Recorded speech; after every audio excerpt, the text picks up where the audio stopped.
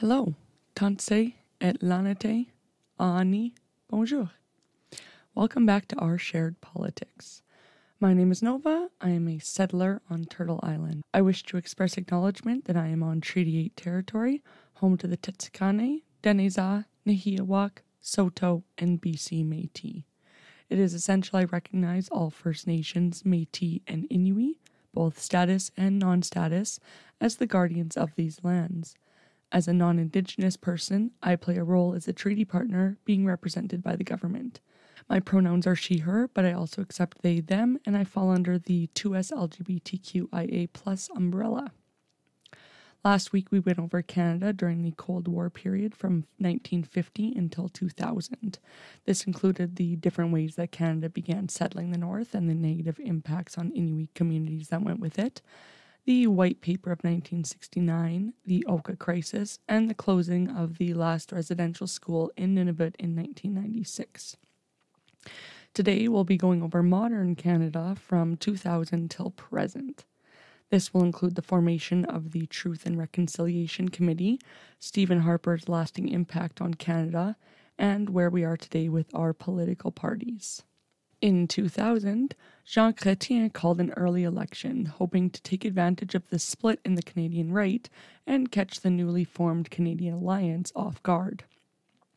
I'll be doing a whole video on each political party and how we got to where we are today starting next week, now that we've set up the general brief history of Canada. This early election was called under the advice of Fidel Castro.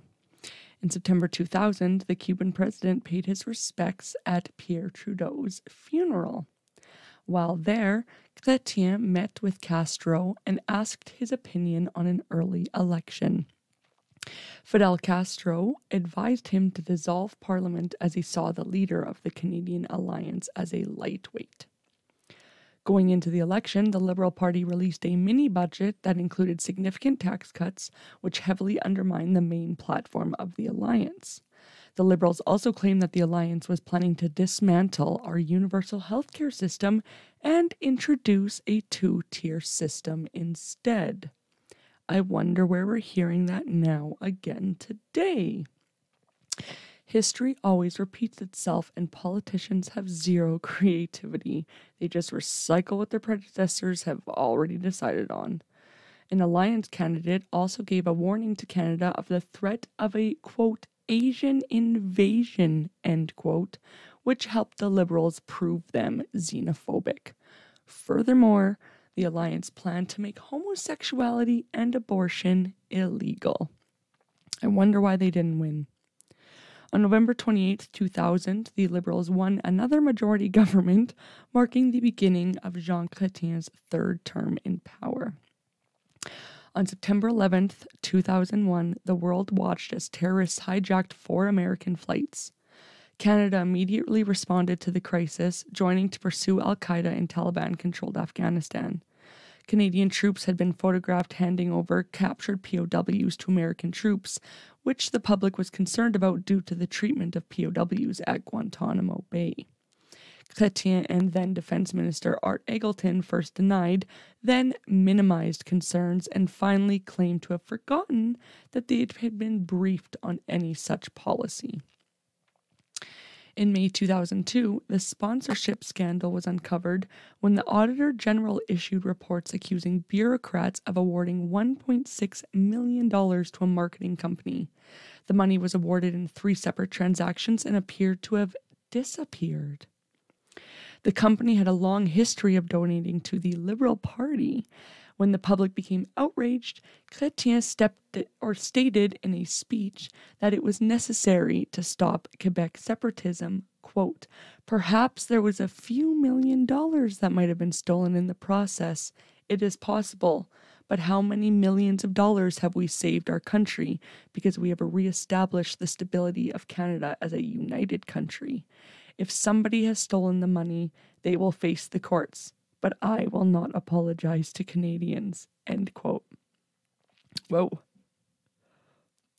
1 year after 9/11, Jean Chrétien gave an interview saying, "I do think that the Western world is getting too rich in relations to the poor world, and necessarily we're looked upon as being arrogant, self-satisfied, greedy, and with no limits. And the 11th of September is an occasion for me to realize it even more. When you are powerful like you are, you guys, it's time to be nice. And it is one of the problems. You cannot exercise powers to the point of humiliation of others. And that is what the Western world, not only the Americans, but the Western world, has to realize." This incredibly true statement obviously led to the new official opposition leader and new leader of the Canadian Alliance, Stephen Harper, to charge Chrétien with victim blaming. The NDP and the Progressive Conservative Party, however, did not interpret the comments as critical of the USA.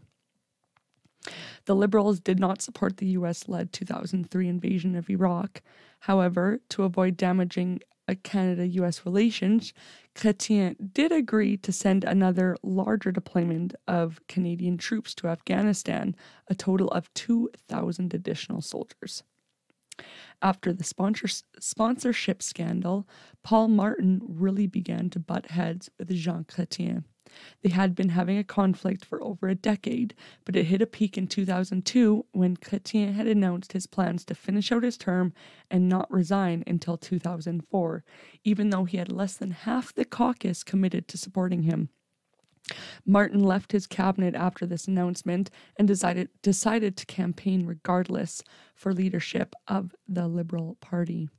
However, at the 2003 Liberal Convention, Chrétien announced his resignation and officially stepped down in December 2003 before the other shoe dropped, with Paul Martin taking over as Prime Minister of Canada. Chrétien apparently went on to say in his memoir that he regretted not having fired Martin a few years earlier. Paul Martin became Canada's 21st Prime Minister. His father had previously attempted to become leader of the party, but was never successful. Martin becoming Prime Minister was described as, quote, "fulfilling a family dream," end quote. The major difference between the two Liberal Paul Martins, however, was that the Paul Sr. was one of the most left-wing members of the party, while Paul Jr. is considered on the right wing of the Liberal spectrum. Less than 2 months into Paul Martin's leadership, the other shoe dropped. The Auditor General released another report indicating that roughly $100 million of the $250 million that had been contracted to Quebec went missing. Where'd it go? Who knows? It's gone missing. Many of the agencies had Liberal ties, which directly resulted in the Liberals losing their majority government in the 2004 election later that year, but they still maintained minority government status. Paul Martin had previously voted against same-sex marriage in 1999, but changed his stance by 2004 in time for the election. In 2005, the Civil Marriage Act was passed and became law, marking Canada as the 4th country in the world to legalize gay marriage behind the Netherlands in 2001, Belgium in 2003, and Spain just days before Canada. However, Ontario and BC had both legalized gay marriage in 2003, and Quebec, Yukon, Manitoba, Nova Scotia, Saskatchewan, and Newfoundland and Labrador were in 2004. Pierre Poilievre voted against gay marriage, even as his gay father was there to witness this historic event. I think that shows Pierre Poilievre's loyalty right there. Fun fact, in 1989, Denmark changed history by legally recognizing gay relationships through registered partnerships, which gave the couples all rights of marriage other than the ability to adopt. In November 2005, the government reached agreements between the provinces, territories, First Nation, Métis, and Inuit. This is known as the Kelowna Accord and sought to close the gaps between education, employment, and living conditions between Indigenous and non-Indigenous Canadians. This was endorsed by Paul Martin, but never endorsed by Stephen Harper. Quebec did not participate in the process and thus were not included in the accord. The government agreed to spend $5 billion over 5 years, but set out no means of distribution of the funds between the different parties involved. With the support of the NDP, Stephen Harper voted against the government, resulting in the 2006 federal election, which we'll break down in a second. The Conservatives won a minority government and indicated while they were committed to meeting the targets of the Accord, they were not going to go ahead with the funding. Many Indigenous leaders argued for the implementation of the Kelowna Accord, and Mary Simon, who is now the Governor-General of Canada, said, quote, Harper had put Inuit issues on ice and not implemented any element of the Kelowna Accord, end quote. The educational goal was to ensure the Canadian high school graduation rate of Indigenous Canadians matched the rest of the population, and that the gap would be halved in rates of post-secondary education. The health goal was to reduce infant mortality, youth suicide, and to double the number of healthcare professionals in 10 years, which, if you think about it, coincides with the educational goal because those Indigenous graduates could go into healthcare professions. Isn't it funny how it's all connected? The funds were laid out as follows: $1.8 billion for education, $1.6 billion for housing, including $400 million to address clean water needs, $1.315 billion for healthcare, $170 million for relationships and accountability, and $200 million for economic development. Harper instead agreed to a budget of $450 million with an M, not a B, dollars to Indigenous people for 2 years. A small fraction of the $5 billion that was promised through the Kelowna Accord. The president of the Aboriginal Council of Winnipeg, Larry Wusherer, said, quote, I think the pine beetle infestation in BC got more money than urban Aboriginals, end quote. Nice. Okay, now we'll get into the 2006 election. Martin put up a strong fight during the televised campaign debates, and during one debate made a surprise pledge to eliminate the notwithstanding clause, which the Conservatives were quick to point out was not one of the announced Liberal campaign promises. Dun dun dun. Paul Martin and the Liberal Party released at least 11 televised 30-second attack ads. One of these ads were, quote, Stephen Harper has made a lot of promises to a lot of people. Apparently, he's made a few too many. Now he admits he'll have to either raise taxes or run a deficit to pay for them all. Wow, he's not even elected yet, and he's already running a deficit, end quote. Some Canadian comedy news shows went on to create parodies of these ads, including, quote, in 1963, in Dallas, Democratic President John F. Kennedy was shot and killed. Where was 4-year-old Stephen Harper? We don't know. He's not saying. We didn't make this up, end quote. These ads obviously did not have the effect desired by the Liberal Party, and Stephen Harper unfortunately won. However, after the win, the In-N-Out scandal was uncovered. Basically, the federal Conservative Party had reached their $18.3 million campaign spending limit and decided to transfer $1.3 million to 67 riding offices that had not reached their local limits. The ridings then returned the money to the party under the premise of purchasing advertising. These ads were identical to the national ones, with the exception of a paid-for-by message in small print added to the end of the ads. Elections Canada has a policy of reimbursing between 50 and 60% of campaign expenses in all ridings where any candidate wins over a certain percentage of votes. This refund of $780,000 was expected by the Conservative Party and would have been Stephen Harper directly stealing from Canadians after winning fraudulently.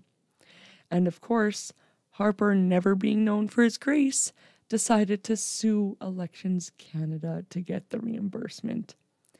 and because the Conservative Party motto is rules for thee, not for me, none of the members charged in the scandal served any jail time, and instead the party had to repay a mere $230,198.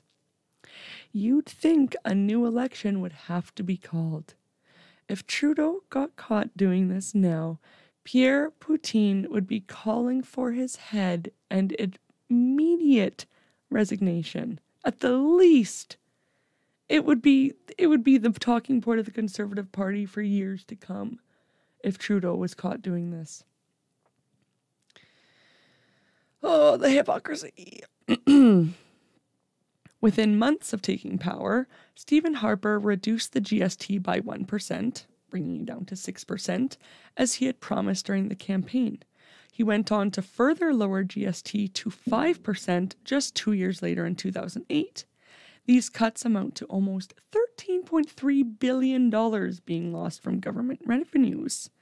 Too bad we didn't have that income to put towards healthcare or education. Taxes target those who spend more and have disposable income, meaning the tax cuts disproportionately benefit the Canadians who have the most and thus spend the most money. A win again for the wealthy. Stephen Harper didn't just cut GST though, he also cut income taxes, again benefiting the wealthiest Canadians the most. These losses in government revenue amount to about $17.1 billion. And on top of that, he even cut corporate taxes. Wow, Stephen Harper sure was looking out for the little guy right from the get-go, huh? General corporate taxes were reduced from 22% to 15%, becoming one of the lowest corporate tax rates in the world and substantially lower than its top tax rate for individuals. Harper also reduced the small business tax rate from 12% to 11%. Now let's play that back, shall we? The corporate tax rate was cut by 7% for the wealthiest of the monopolies that control our country. Small businesses, however, saw a 1% reduction. Again, Stephen Harper and the Conservatives totally look out for the average Joe, though, right? Or have you just unknowingly bought into the con? That is the cons. All of these tax cuts were basically all done before the Great Recession, which really began in Canada in 2008, during which the federal government shelled out at least $40 billion to different stimulus projects and relief across the country. Wow, if only we would have had that from different taxes. Again, funny how it's all connected. God, it's so tiring. In 2007, Harper announced a Clinton-esque drug plan implementing mandatory sentencing for drug trafficking, eliminating house arrest, and increased legislation targeting impaired drivers. Scott Moe must have been fucking counting his blessings that day, thanking his stars that this wasn't implemented 10 years earlier when he was driving drunk and killed Joanne Balog, a 39-year-old mother of two. Because you want to know what his punishment was? A ticket for driving without due care and attention. And that, my friends, is the Premier of Saskatchewan. Anyways, with this tough on crime legislation, obviously came higher sentences for cannabis charges, up to 14 years for major, cannabis grow-ups. Harper tried multiple times to introduce bills to eliminate the gun registry program and had been against it basically from the get-go. He was of the belief that law-abiding citizens don't cause a threat, criminals do, which is all well and fine until we remember that the École Polytechnique massacre, as well as many other mass shootings and acts of terrorism, are done with legally obtained weapons. There have been school shooters who have gotten a gun for Christmas from their parents, and gone on to become a terrorist just months later. But as a whole, I don't really know where I fall on the gun control spectrum. I'm always up in the air on whether guns should be outright banned or not. I know the main argument is always about freedoms and rights or the dystopian what ifs, but all I ask is, would you consider the UK, Australia, or New Zealand to not have the same general freedoms or rights as Canada? Either way, I was around guns as a teen with my dad who hunts, so I'm not staunchly against guns, but I'm not going to pretend my rights and freedoms as a Canadian depends on the ability to own a firearm.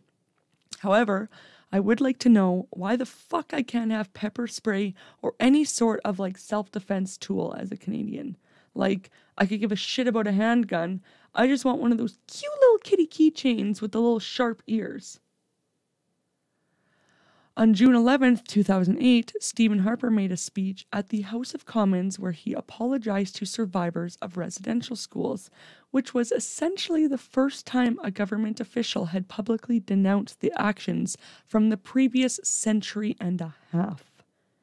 It was a half-assed apology at best, saying, quote, "The government of Canada now recognizes it was wrong to forcibly remove children from their homes, to separate children from rich and vibrant traditions," end quote.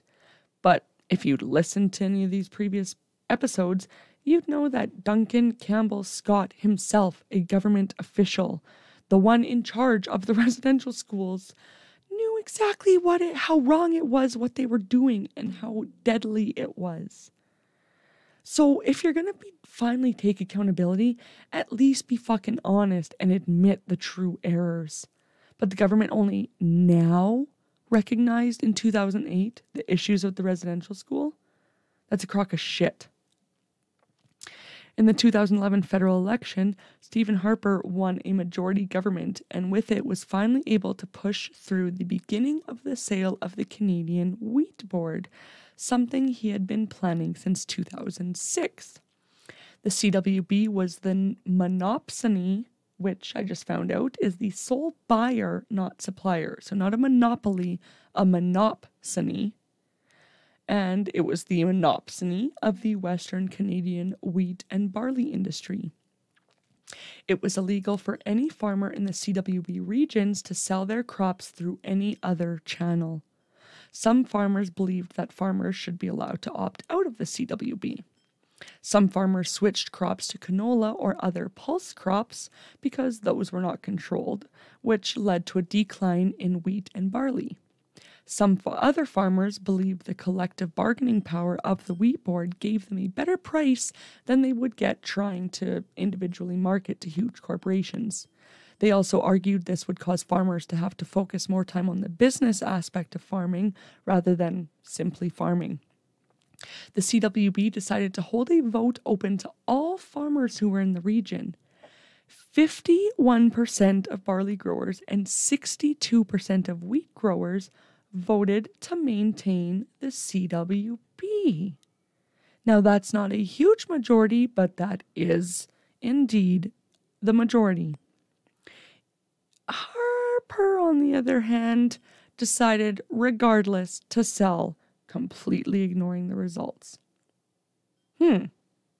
Weird. That's not the Harper we know and love, is it? In the end, 50.1% of the CWB was privatized and sold to a joint venture business between the USA and Saudi Arabia called G3 for a mere $250 million, while the remaining 49.9% remains in the hands of Canadian farmers. Gee williker. Thanks, Harper. Now, I'm not a farmer, so I know that big commercial farmers, I think I read that large commercial farmers haven't appreciated this more, I guess, because they have actually made more money, whereas smaller hobby farmers, etc., preferred the CWB. But to me, that doesn't make sense because you'd think that there would be more industrial farmers or 51% and 62% of farmers, regardless, voted to stay in the CWB. So, I don't really know. I don't have a personal, super strong opinion on it because I'm not a farmer. But Interesting that it was sold to the US and Saudi Arabia, not even sold to like a Canadian company or something. By 2011, the delay in the purchasing of military equipment had reached a historic high of 199 months, which is 16 years and 7 months to buy things like fighter planes and tanks. The Liberal government before Harper had seen a high of 190 months around 1998, but by the time Harper took over in 2006, that number had been reduced to 89 months. So 5 years later, he had gone over the last maximum we'd seen. Cool.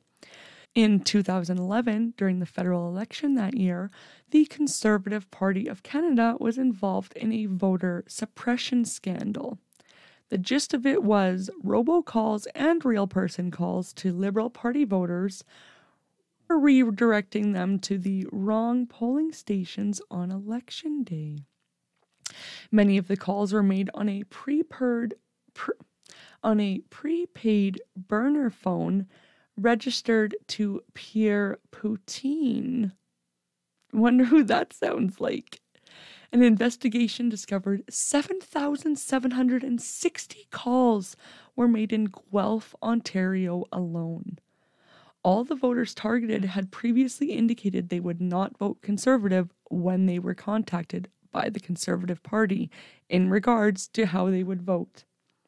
Harper outright dismissed the allegations, but a junior staff member of the Conservative Party was convicted with having willfully prevented or endeavored to prevent an elector from voting at an election, and was sentenced to 9 months of imprisonment and 1 year's probation. The funny thing is, as tough as Harper was on crime, he sure didn't give a shit about these crimes. Being convicted of a summary conviction of these charges held a maximum of 1 year imprisonment, and an indictment would have had him facing 5 years max. I tried to Google what the difference is between a summary conviction and an indictment. Wasn't super clear. In March 2012, the federal government announced that the penny would fall out of circulation in the fall that year because it now cost 1.6 cents to produce one single penny. At the beginning of 2013, the Canadian Mint began melting down the estimated 35 billion pennies, worth a total of $350 million. That's crazy. That were in circulation. In April 2012, Bill C-19 gained royal assent, which repealed the Long Gun Registry Act, meaning Canadians no longer had to register their non-restricted firearms.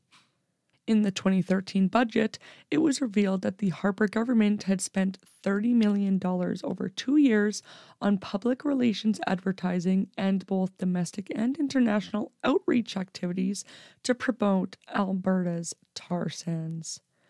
During this time, the Conservative government also targeted environmental and Indigenous organizations with arbitrary audits, muzzled government scientists, slashed funding to the Environmental Department, and reduced its capacity for climate change monitoring. Essentially, Harper figured that he could just blow $30 million of taxpayer money on a PR campaign, hoping to make bigger fools of us all, because cash matters more than climate to conservatives. In early 2014, Harper took a trip to Israel to visit his BFF Netanyahu. Bibi had this to say about Harper, quote, "Prime Minister Harper has expressed a clear, brave, and moral stand regarding the truth and in regard to the standards that the international community needs to adopt regarding the state of Israel and the conflict here." End quote. That right there should tell you all you need to know about Stephen Harper, my friends. I also read somewhere that they apparently spoke on the phone every week, but that was just from that was one little line in a CBC or something, so that's not super, don't quote me on that. That's not a valid source. In 2015, Liberal Justin Trudeau became Prime Minister. Trudeau's success was mostly found in Eastern Canada, as Western Canada felt as though he would sell out the West, just like his father. With this win, the Liberals gained 150 seats compared to the 2011 election, bringing them to 184 seats total. This was the biggest numerical increase for a single party since Confederation and marked the first time a party had rebounded from third place in the Commons to a majority government. Say what you want about Trudeau, that's a pretty impressive record to hold. Trudeau announced his first legislative priority was to lower taxes for middle-income Canadians and raise taxes for the top 1%, so basically the exact opposite of Harper. When government reconvened a couple months later, he went on to lower taxes for middle-class Canadians. Surprise! From 22% to 20.5%. With this, he included a tax rate of 33% on income over $200,000, which is roughly like $66,000 in taxes, leaving $134,000 left over. I know that this obviously isn't like a true realistic calculation, but I just wanted to like put it into perspective for myself. Between 2012 and 2016, the Starlight Tour section of the Saskatoon Police Wikipedia page was suspiciously deleted multiple times. An internal investigation was discovered and revealed that, surprise, surprise, the edits were done on a computer within the police station itself. Apparently, though, they're not actually great investigators as they were unable to pinpoint who did it. Shocking.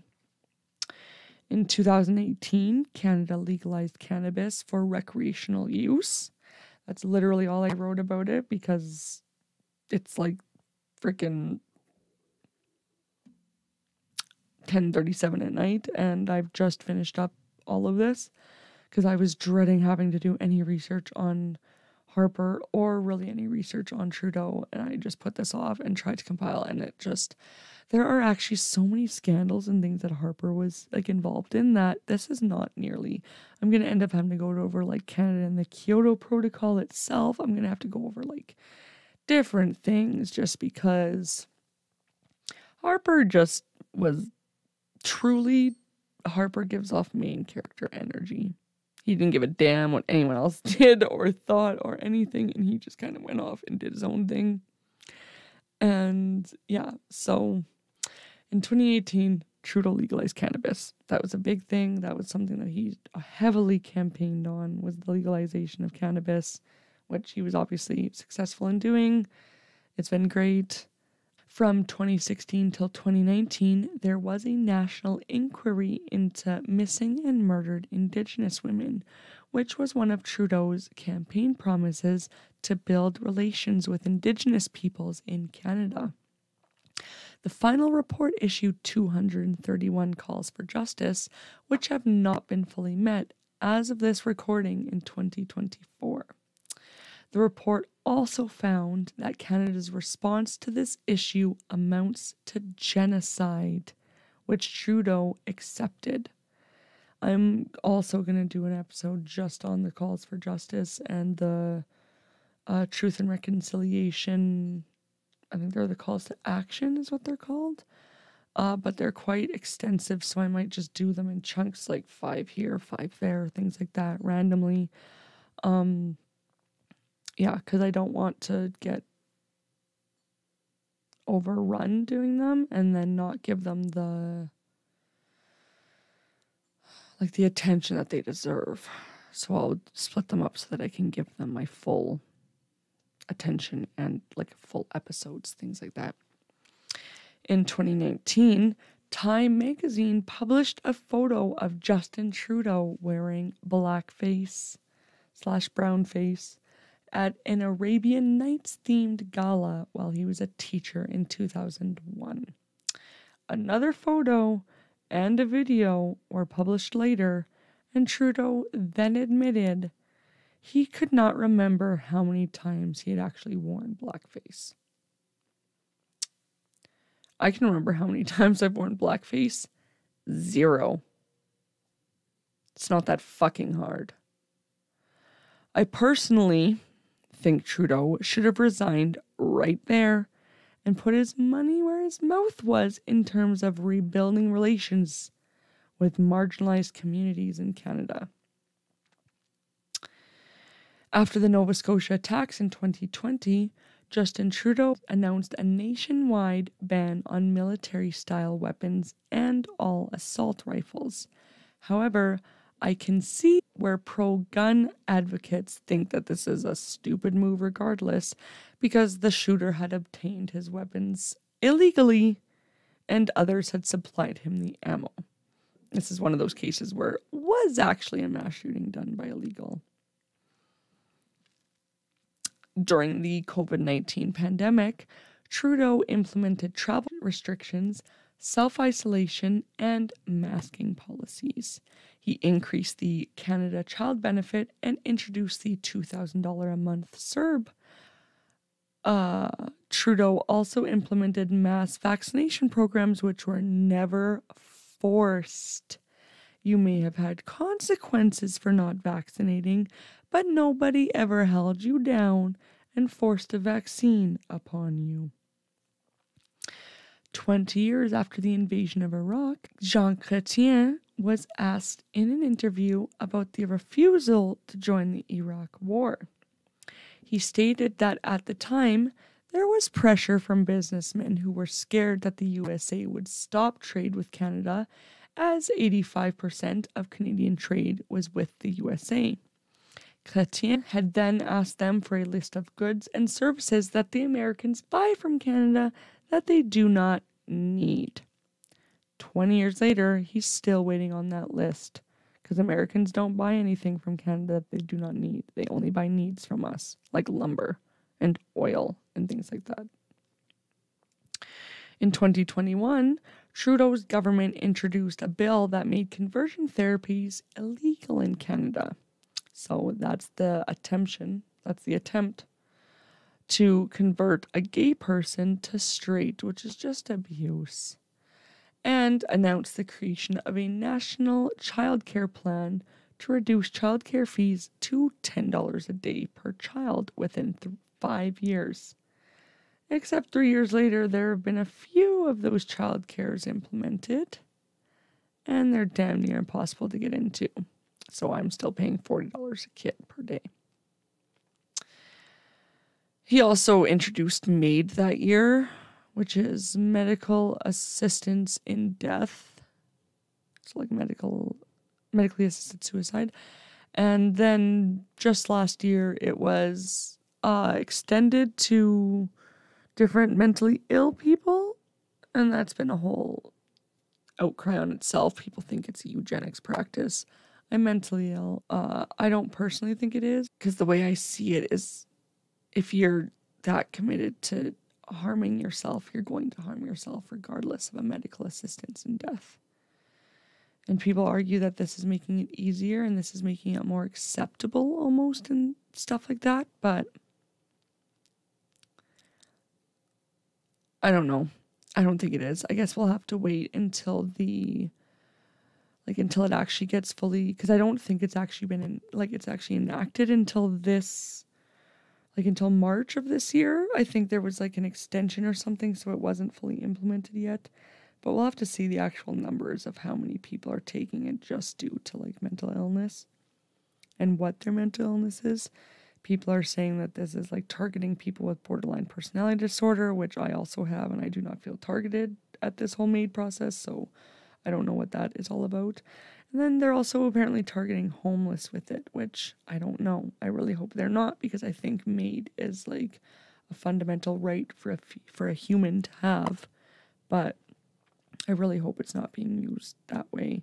But that's also why I think it's so important that Mr. Pierre Poutine himself does not get into power, because, for one, if MAID isn't immediately revoked, they're the ones who are going to be using it for eugenics practices. Not that the Liberals haven't ever been, like, involved in eugenics, because damn near every party has been. In 2022, the Freedom Convoy began.